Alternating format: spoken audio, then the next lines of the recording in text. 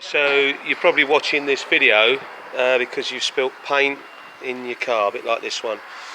Right, here's what to do and here's what not to do.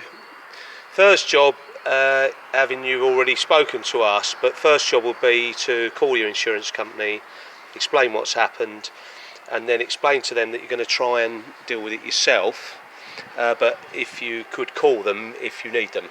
So they're, in effect, they'll be your backup. Right, next job, get a big bath towel, bigger than this, ideally, because you can see it doesn't cover all the paint, and sacrifice it, dip it straight in the bath or in a big bucket of water, soapy water, slightly better, and then cover the area of the paint. Now this is where most people go wrong. They think that the bit to cover is just that, which is the bulk of it. This is where it's been spilt, and then they miss these little bits like this. And these little bits like this are the bits that dry and make it more difficult to clean. Now these little marks on the back of the seats there can take longer to clean off than these big bits under here, because they're drying. So you need to make sure that all these little bits like this, you either clean them off using a soap, water, microfiber cloth, and clean those off. You've even got them up here, or you cover them. You get a sprayer, trigger spray, and just, cover them with soapy water. If you're going to cover them, obviously you've got to be careful you don't get the water on some areas like the electronics, these switches.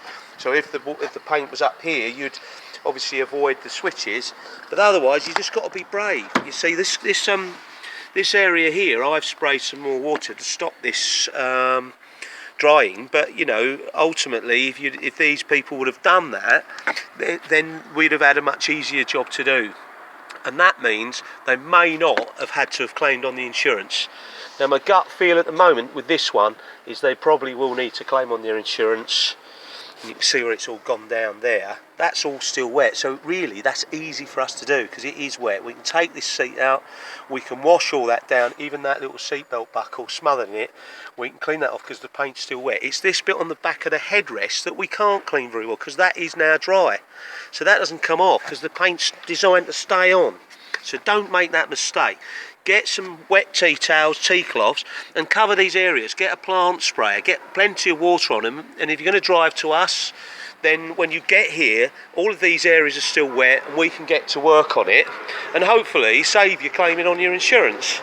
If you need to claim your insurance, of course, then you can give them a quick call and say, look, it's coming out a little bit more than I thought.